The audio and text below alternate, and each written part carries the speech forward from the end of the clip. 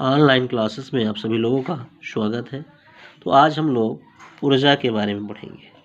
आज हम लोग पढ़ेंगे ऊर्जा, एनर्जी।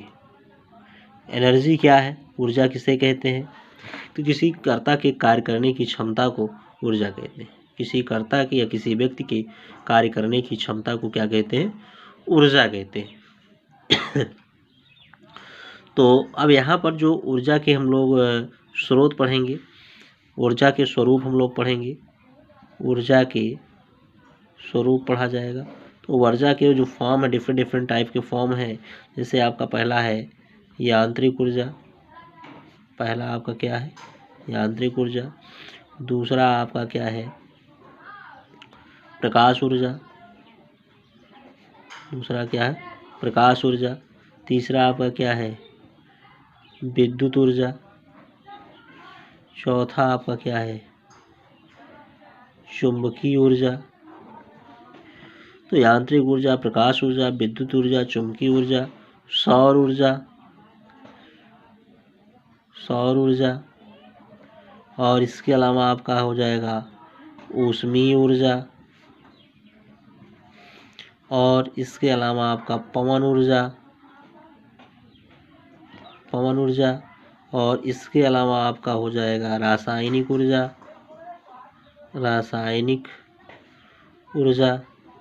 और रासायनिक ऊर्जा के बाद आपका नाभिकीय ऊर्जा।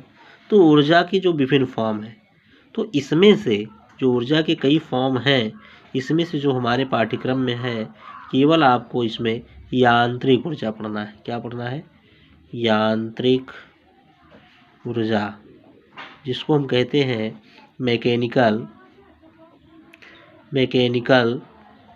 एनर्जी। तो देखिए, जो यांत्रिक ऊर्जा होती है वो क्या होती है?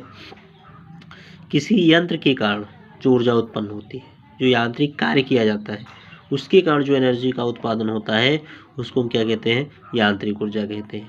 यांत्रिक ऊर्जा जो होती है वो दो प्रकार की होती है। एक आपका होता है गतिज ऊर्जा। यांत्रिक ऊर्जा दो प्रकार की होती है। एक होता है गतिज ऊर्जा, जिसको कहा जाता है काइनेटिक एनर्जी, और दूसरा होता है स्थितिज ऊर्जा, जिसको कहा जाता है पोटेंशियल एनर्जी। तो पहले हम लोग काइनेटिक एनर्जी के बारे में जानेंगे। तो गतिज ऊर्जा क्या होती है? तो किसी वस्तु में गति के कारण जो कार्य करने की क्षमता होती है, उसे उस वस्तु की गतिज ऊर्जा कहते हैं। किसी वस्तु में गति के कारण जो कार्य करने की क्षमता होती है, उसे हम क्या कहते हैं? गतिज ऊर्जा कहते हैं। और गतिज ऊर्जा को हम लोग के से डिनोट करते हैं। तो के बराबर गतिज ऊर्जा का जो फार्मूला होता है, के बराबर ½ mv² होता है। ये गतिज ऊर्जा का फार्मूला है, जहाँ m द्रव्यमान है और v क्या है? वेग है। जहाँ m क्या है? द्रव्यमान है, व v क्या है? वेग है।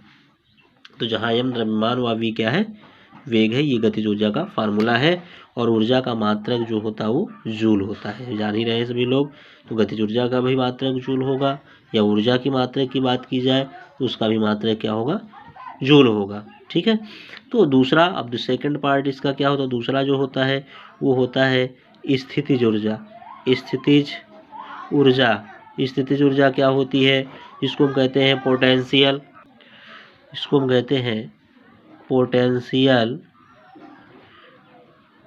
एनर्जी। तो पोटेंशियल एनर्जी क्या होती है? किसी वस्तु की स्थिति विशेष के कारण जो कार्य करने की क्षमता होती है, उसे हम स्थितिज ऊर्जा कहते हैं।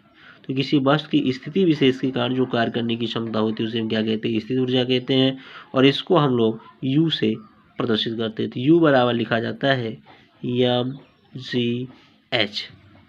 जहाँ m द्रव्यमान है, g गुरुत्वीय त्वरण है, और h क्या है? ऊंचाई है। ठीक है। यहाँ देखिए, जो स्थितिज ऊर्जा है वो किस पर डिपेंड करती है? ऊंचाई के ऊपर डिपेंड करती है, ऊंचाई पर निर्भर करती है। अगर h की वैल्यू यहाँ ज़्यादा होगी तो u की वैल्यू भी ज़्यादा होगी। h की वैल्यू अगर कम है तो u की वैल्यू भी कम होगी।